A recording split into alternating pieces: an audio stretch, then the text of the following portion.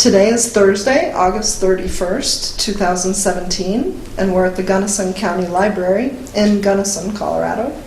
Video production by Third Eye Production, Bob Wortko and Rita Bone, and with generous funds from Boomers and Beyond.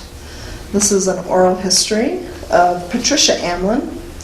We met at the end of June 2017 for the first time at her Octo Retro art exhibit at the Gunnison Art Center.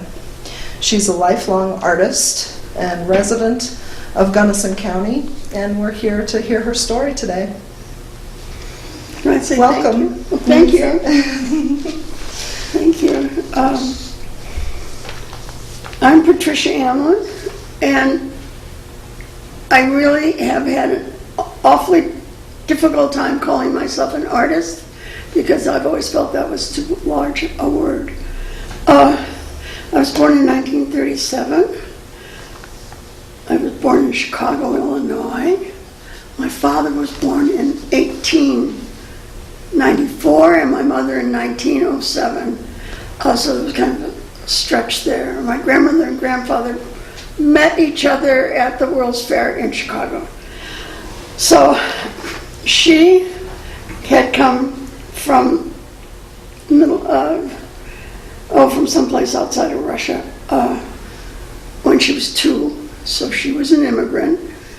He came from Wales, but his dad died in the Civil War, so he was not an immigrant. My mom's people came in 1607. And I forgot the name of the boat, but it was the boat before the Mayflower. And you know how your grandmother has something to say? My grandmother had that to say every day. That was our oral history, is that we came over on the boat before the Mayflower. Nobody ever looked into which boat, and I recently read up on the whole thing and then went and forgot it. So that's my parents. Thinking about this whole thing and where do you come from and why do you come from there? My dad was of one religion, my mother another. My grandpa was a Baptist minister, starting out where you get up at 3 in the morning and go to, with a horse and a buggy, you go to 3 different places and you preach, and they give you breakfast, and the next one gives you lunch, the next one gives you dinner, and the next one gives you food for the whole week, to having a beautiful big yellow Victorian church in Hastings, Michigan. And so that was, so when we went to see my grandma often, my grandma and grandpa, and so there was always a lot of talk about things, and my father, being from another religion, would take me, I would be 2.5, 3 years old, 4 years old. We would walk through the wheat fields, and this is so huge in my life. These walks through the wheat fields, and him teaching me, to love everybody, and not to discriminate, and he would tell a wonderful story about how the Creator was so excited about making each and every one of us a little bit different, and that the excitement was in being different, and that for an artist is good to hear. I never thought about it twice.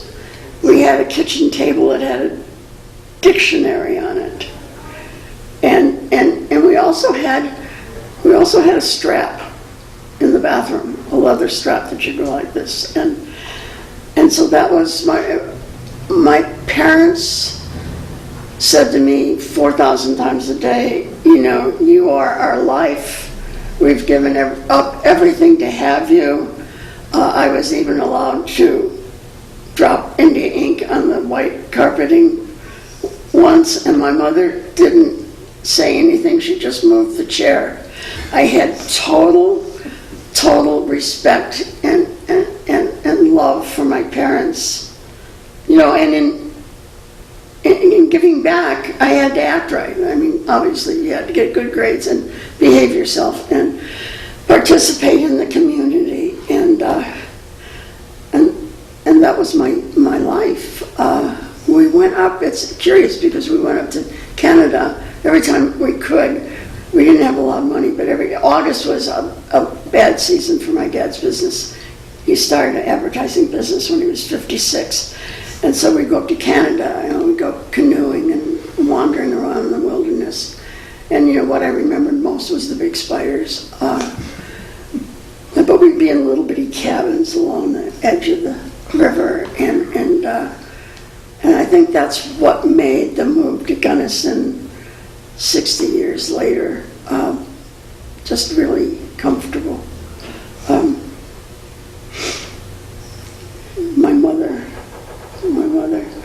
My mother supported me in everything, and I think about kids nowadays.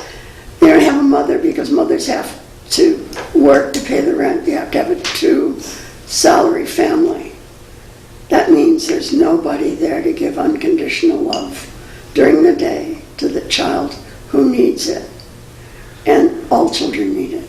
All children need the kind of support I got. I could never have ended up in all the places I ended up, good or bad, without that undying love from my parents.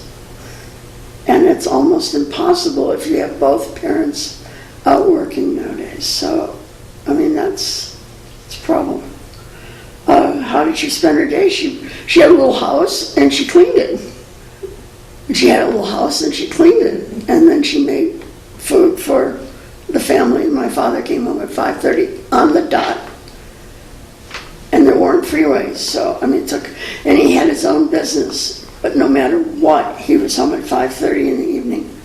We had dinner, and then he would take me with him, and we'd go on calls, and calls are during the rest of your workday, I think. So he'd go to the artist, Mr. Wingfield, who was a black artist, but nobody ever said there's a black artist we're going to see. We went to see him, and that's who he was. And so that was how I learned that people who didn't look like me were to be respected and revered, and you liked their work, and they were part of your, you paid them. That meant them part of your group. And I don't know, my life was so much simpler in the sense of who I was and where I was. We were on this little street called Fitch Avenue in Chicago, Illinois, and it was the last street in Chicago. I think one of my dad's overwhelming desires was to get us out of the city and to get his family into a neighborhood that was whatever he had in his mind. It was certainly safe, secure, uninteresting. A neighborhood I left when I was 16. But it was wonderful, and it was home. We called everybody on the street uncle and aunt.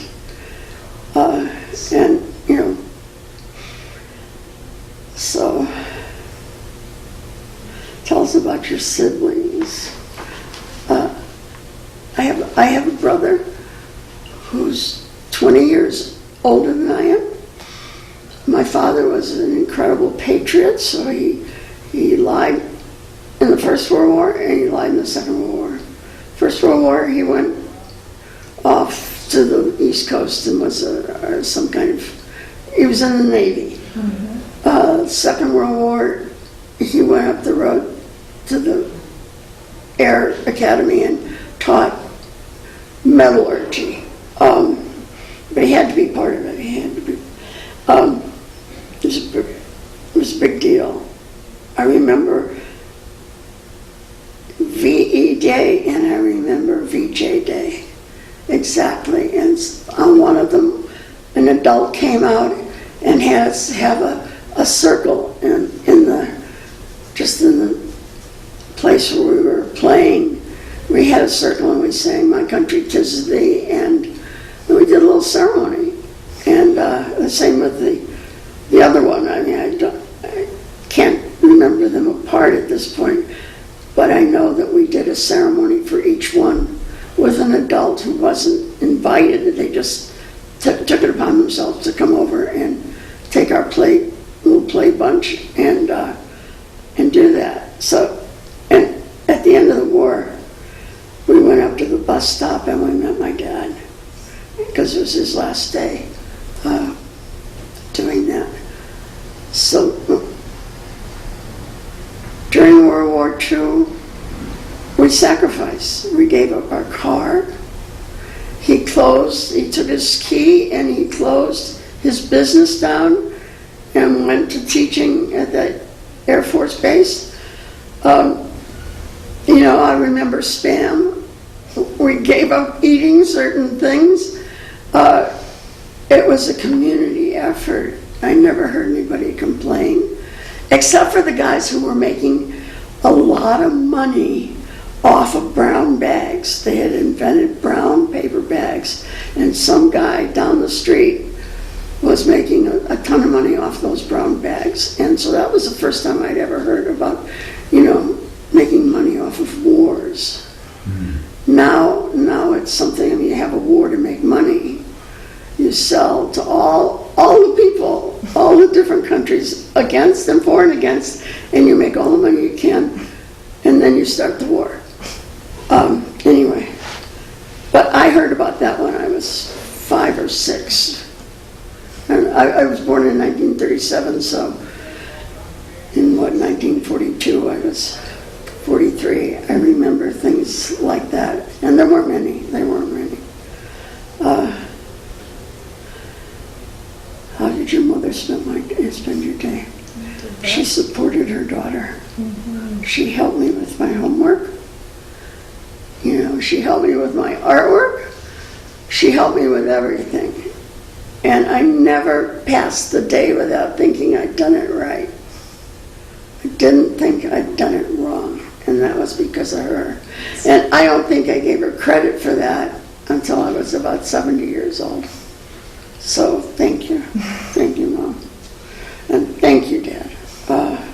How did important. How did it work out when you were 16 and you left home with your parents? So I didn't leave home, leave home. Mm-hmm. I went to the University of Illinois because that was, I don't know, if you were just kind of a middle class person in Chicago, that's where you went to school. And they, of course, drove me down. And they put me in I was a Pi Beta Phi sorority. They didn't have public housing in those days. They just for women. Mm-hmm. They had public housing for men, but they didn't have public housing for women, so you had to go to a sorority. And then you had to be a freshman. That meant you had to clean house, and that's where I learned how to clean house. Because my mother, she did a good job on her own of cleaning house. I went to the University of Illinois, and I wanted to go to an art school, but, I got the University of Illinois. My parents said, we have enough money to send you to one semester. So do well and enjoy your one semester. What happened was I got into the art school immediately, and they had a class that was drawing, and drawing was Monday through Saturday, 4 hours a day. So, it was an incredible experience with this crazy New York guy who had a shaved head and wore some kind of weird shirt. And he was really intense, and we got to be intense about drawing for, he's one of the people, I don't remember his name. I don't think I even remember but I remember his demeanor. And he was just hell-bound to have every kid in that room draw really well by the time he got rid of us.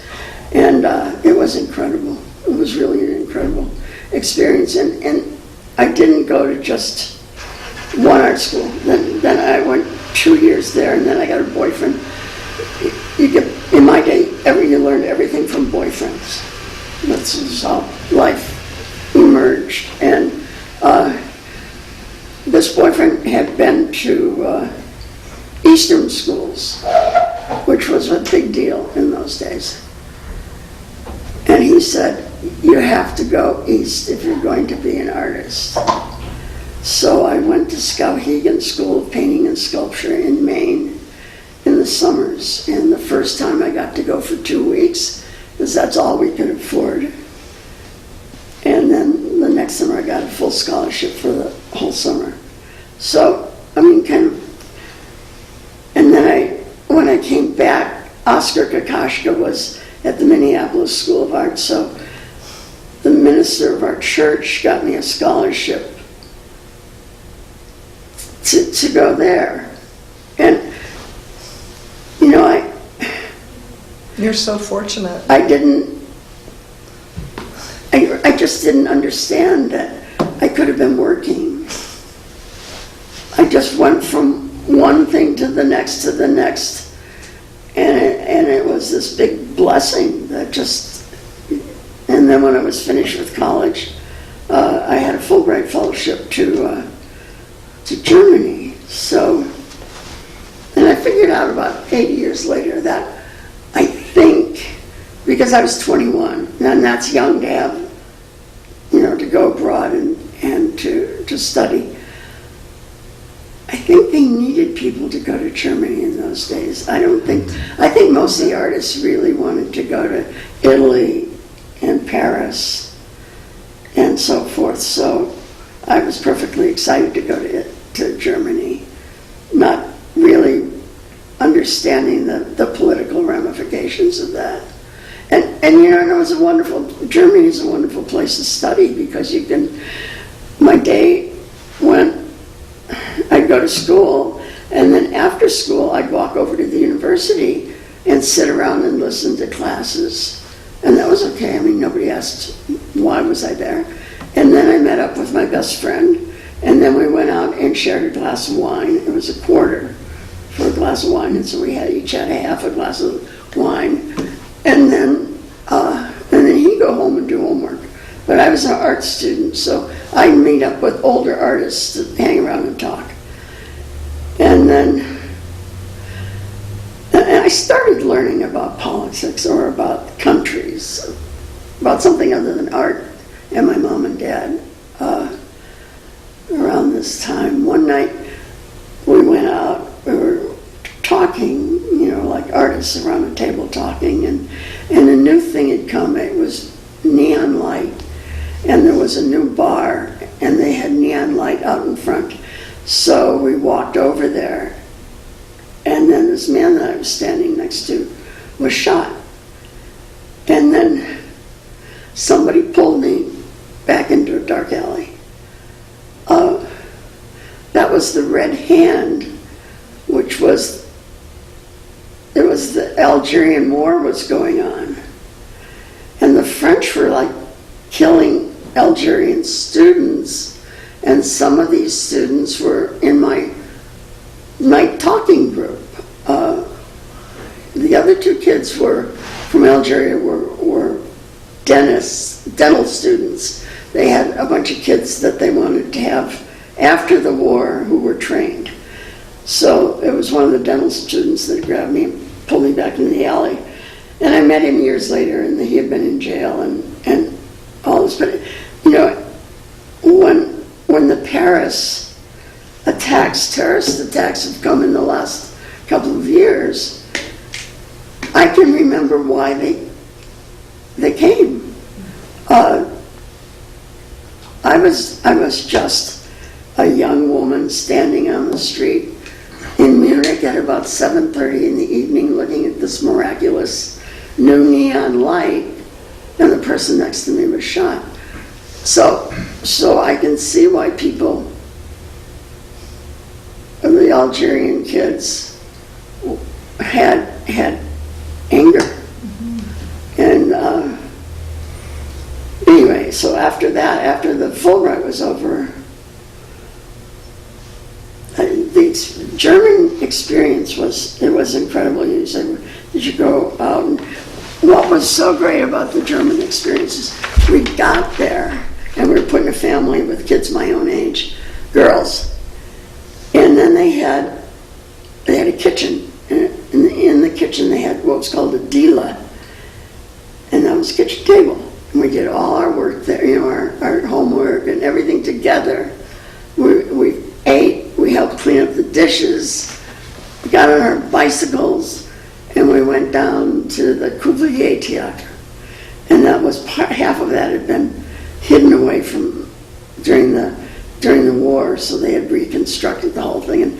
And we learned, we watched opera, Here we were just kids, and we'd had our dinner, we'd done the dishes, we got on our bicycle, and we went to the opera.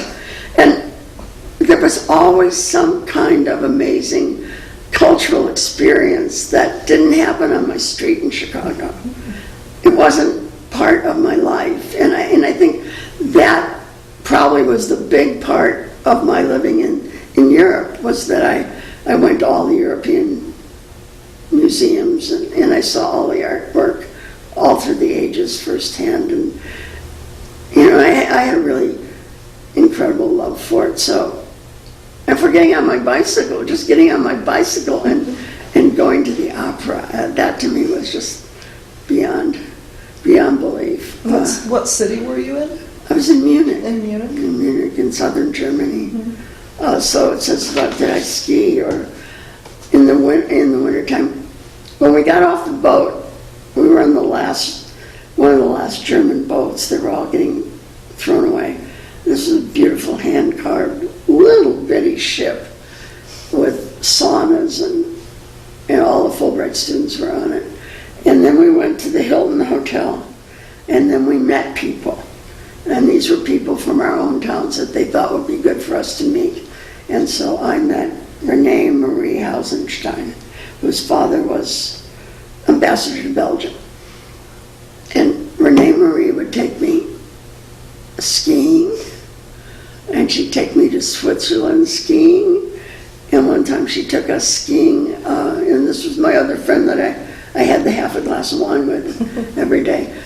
She'd take the two of us, every weekend she'd take us somewhere that was, an amazing place to go. So one time there were Prince's and the fellow who owned Heinz ketchup, right at the same table. Being young and a Fulbright student in Germany was fun. It was really wonderful. And I didn't have enough knowledge, really, politically, of what had gone on to carry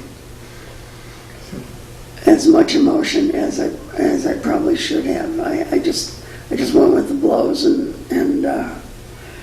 finally ended up living with Frau Hausenstein on a place called Haar. And we'd sit on the back porch and she would talk war every night. She was about 60 years old, and so that it all came around and became kind of a whole piece. Then I went to Greece, just accidentally. Oh no, I had the flu, and a friend of mine had a house in Greece because Germany is kind of a damn place. So I went to this. He had a house in Greece, but it didn't have like windows. It was just a little bitty house on an island called Hydra. And I lived there for a couple of years. It had a foreign community. And at one point when I was in Athens, I had an automobile accident where I fell 60 feet into a drainage canal, which put me in a coma for 3 months, so they didn't think I would live. Then and then I finally got home to the United States, and it put me in the hospital for a year. So I had an experience that was a big one. I was in a wheelchair. My mom said, "I'm really glad you're here in this wheelchair. I hate to say this, but I know where you are.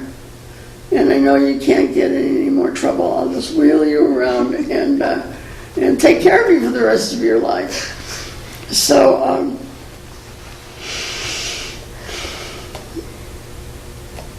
the first day that I could walk, I walked onto the tarmac at the airport and flew back to Greece. And then the next time I got back to the United States, I was very poor. And I called up a man who had done a show for us. We'd been having shows all through Europe and in America. My mom would do shows for us at churches and things, and other people would do bigger ones. And so I knew him through that show experience, and he said, okay, because I had gone to all these museums in Europe, and I knew all that, he said, come and teach at the University of Syracuse, in Syracuse, New York, which has snow up to here in the wintertime. Narrow passages and snow up to here, just as much as snow as Gunnison. So I opened the department every morning at 8:30 in the morning, and I drank coffee, and you weren't supposed to drink coffee. And I smoked cigarettes, and I wasn't supposed to smoke cigarettes. So I was still, I remember just those two details, I was still pushing it, just pushing it a little bit. And I taught there for a year, and this parade came by. I said, come on. And I was grading papers in the ghetto where all the students live, and the parade came by, and I said, okay, and I put my papers away, and it was a civil rights group led by, oh my goodness, anyway, Rudy Lombard, who did Lombard versus Louisiana, which was a big education case, I guess, in the Supreme Court maybe. Mm-hmm. But anyway, Rudy was a very good leader, and he had us all doing marches and this and that for the civil rights in Syracuse. And the point was that we had all these buildings being built for expensive occupants, and all the poor people were being thrown out of their housing. And then Dr. Schmeckebeer, who was the leader of the art department, saw me. He was having dinner, and the television in his kitchen had me standing in front of a bulldozer. And so I didn't get invited back the next year. So then I was invited to go to Mississippi.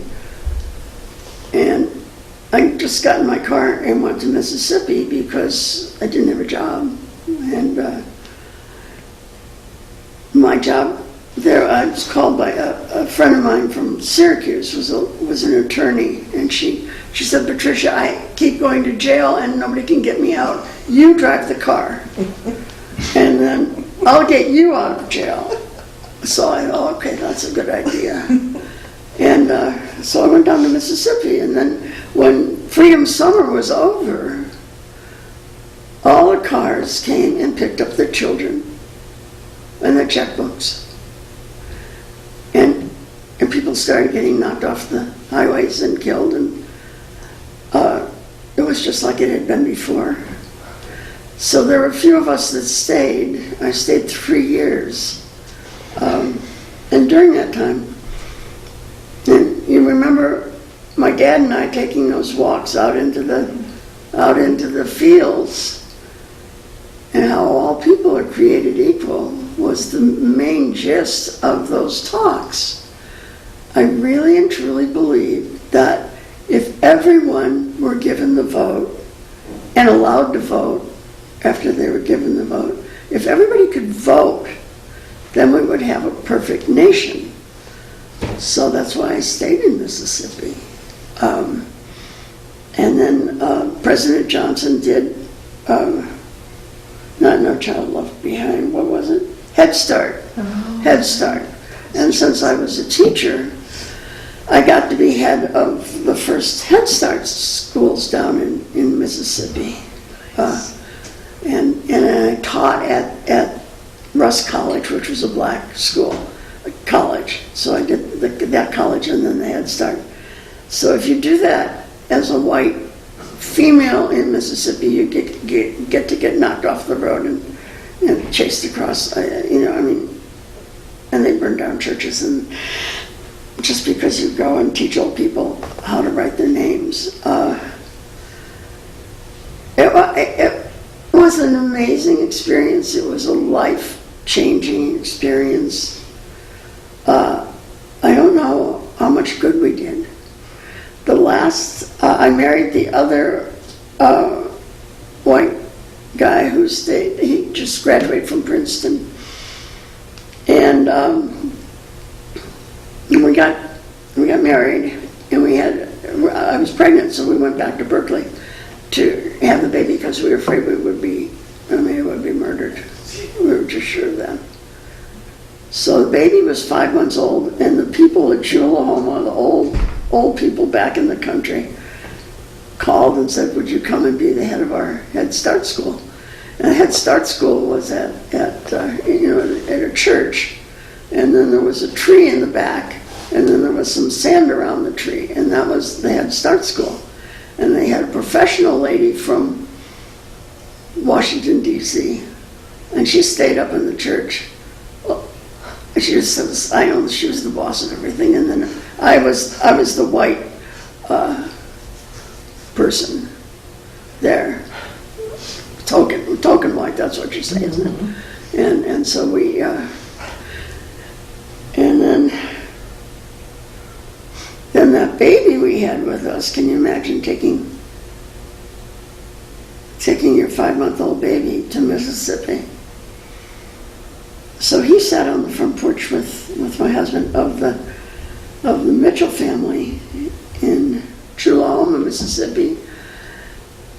They had taken us into their sharecropper shack when the sheriff of Holly Springs, Mississippi, incarcerated my baby for crying in public nuisance. And they charged us $341, which was what we were being paid for the whole summer, to do Head Start teaching. So this sharecropper said, "Okay, we'll we'll take our boys out of a room and send them over to Grandma's house, and you can have that room for the summer." And so they took care of us, but that, I think, was just the craziest thing I've ever done. It did something to my son that changed his way of seeing the universe, because he was 5 months old. He was sitting on the floor with all these other little kids from the sharecropper shack. And he thought he was one of them. He did. He believed that in his 5-month-old head. And so all his life he wanted to be the only white kid on the football team in Berkeley, or whatever. He was always going for this adjustment that came from that experience when he was that little person. And then we went back, my husband had another fellowship to Berkeley, and then we went back to San Francisco State University. That was the second year we did the Head Start in Mississippi. And we came up on the top of the mountains, and we had $6, and we bought 2 sandwiches, and we drove down into the Bay Area. And at San Francisco State, they gave us merit student housing, which was really old Army barracks again. And I taught there for the next 40 years, taught filmmaking. So where did the painting go?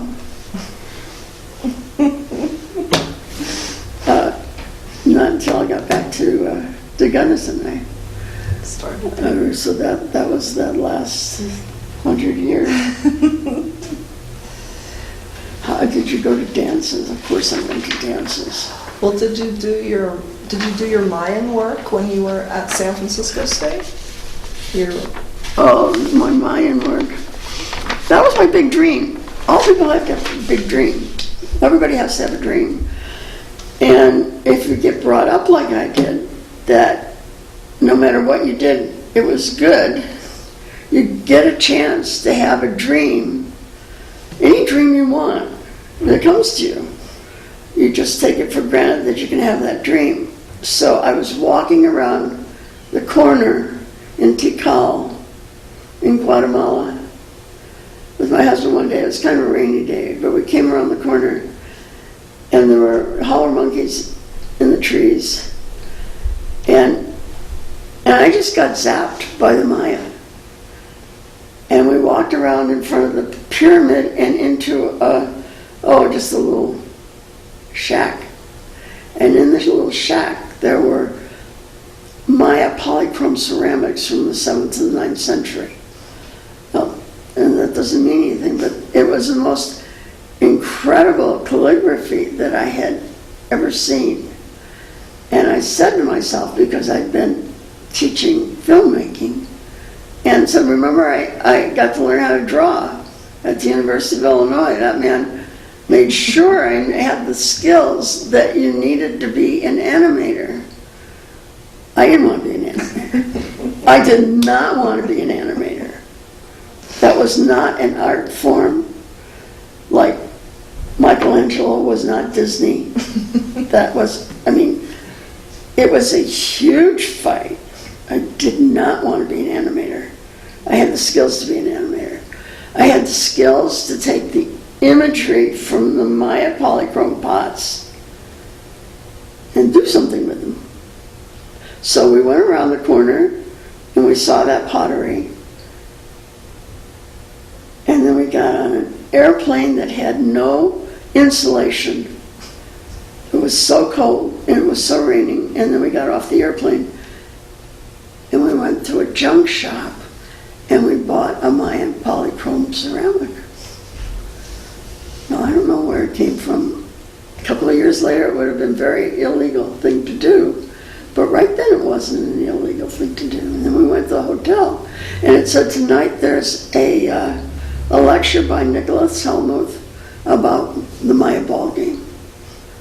So all of a sudden, all these pieces again were plopping into place. And by the time we came out of Nicholas's lecture, I was addicted or something to making a film, but I didn't know what it was about. I had no idea about anything except that I wanted to reproduce that calligraphy in a meaningful way. It took about 20 years of research. It took living with the Maya. It took marching up hills and being prayed for. They're still praying for me already. Still, that's why I had those the films made that could be stolen because they were doing such a bad job of copying them. But I was in Nicholas's studio about a year later, 2 years later, 3 years later maybe, in Guatemala City, and I saw the Popol Vuh and I said, oh, that's a good idea. I'm going to do the Popol Vuh. He said, that's the dumbest idea I ever heard. And so that's the Popol Vuh. It's really the Popol in Maya. Say it again. Popwu, but the Maya language didn't have a written language. So all these things. The Popol Vuh is the oldest epic poem creation story written down by indigenous people in this hemisphere. And it was written by two noblemen in Quiche in, I think, 1554 or something around there. And they've been taught the Latin alphabet by the priests who would come over to colonize them. So they wrote it in their own language. I mean, sounding it out. But in Latin, so that they could then be translated and translated and translated. So the Popovo took up my time, and I went all over. One day, a black sedan thing came up in front of my house in the Oakland Hills and Berkeley Hills, and a young man gets out with a silver thing, and he comes into my house and opens it up on my table, and it's a Mayan pot of the rat, and the rat takes a very important part. Every pot that I needed came to me. I mean, I went to it also. I mean, I went to a lot of collections. And then something happened because of the political, there were changes. There were some changes in this period of time, not many. And what is the attribution? Is the word, I was making a film about the Maya culture, and I was not a person of color. Not that the guys on the funding committees, the one person each time who was a person of color with a Latin name, those were also people who colonized. Those weren't the Maya. The Maya were never asked to be on a funding committee. So it took 7 years of writing grants until finally a wonderful person, a woman, was on the committee, and she knew my work, and by that time I had 12 minutes done already by myself, just drawing it by myself. So the National Endowment for the Humanities funded it in a really meaningful way so that I could get on with my. But that was my big thing. Can you show us that too? This one? Yeah, so that's world culture. That one? Yeah, that's neat. Yeah. And then I did the Five Sons, which was the sacred history of Mexico using the Borgia Codex. The Borgia Codex being a codex that is of course mine, but it had been given to the Borgia family in Italy.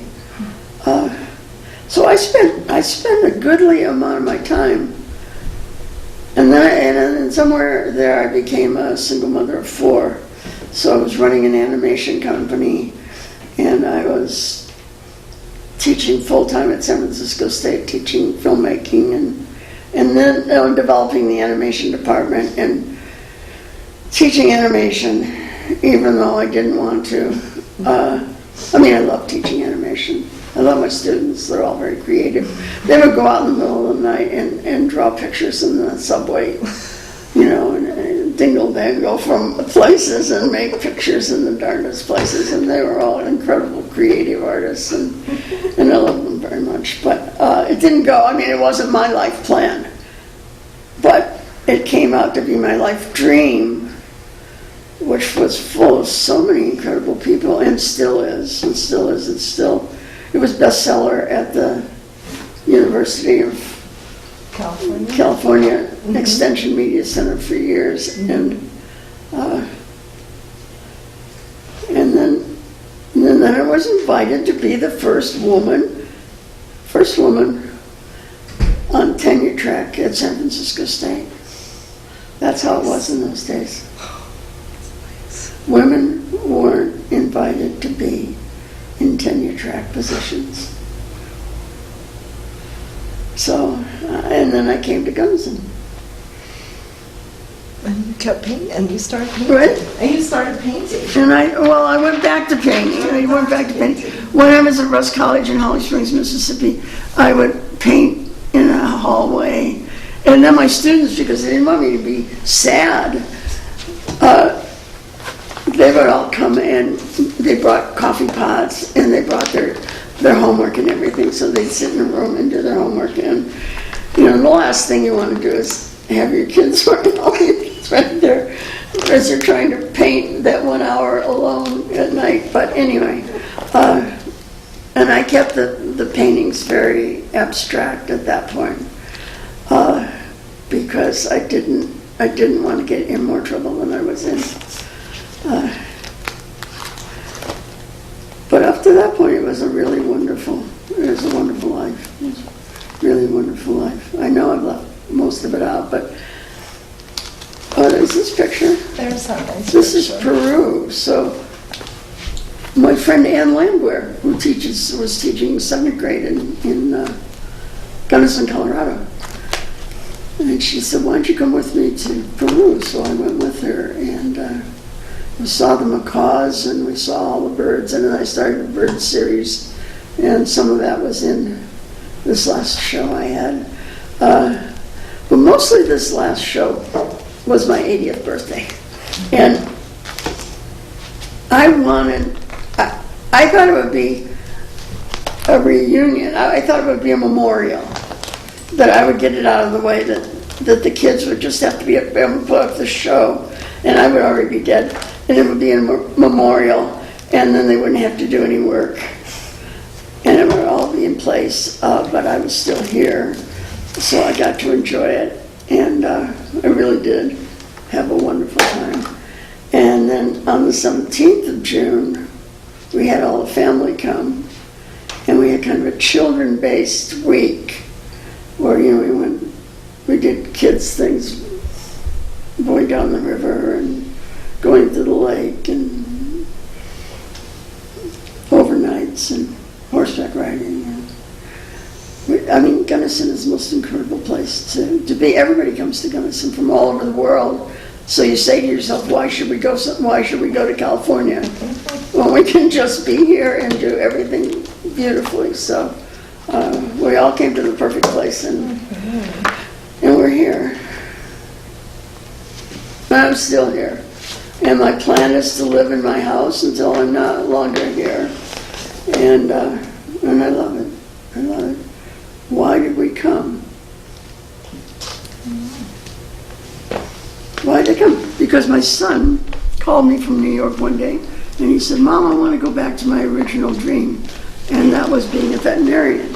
So, of course, he wanted to go to University of Colorado State, where they have a wonderful veterinary school.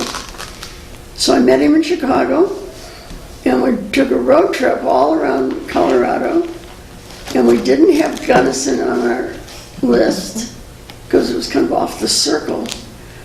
And we ended up in Gunnison because of the lady in Texaco station in Grand Junction told us we had to go to Gunnison. Within a half hour of being in Gunnison, we were in the vice president's office over at the college. He'd put my son in classes that were already closed. At San Francisco State, the kids would have been out in tents waiting for those classes.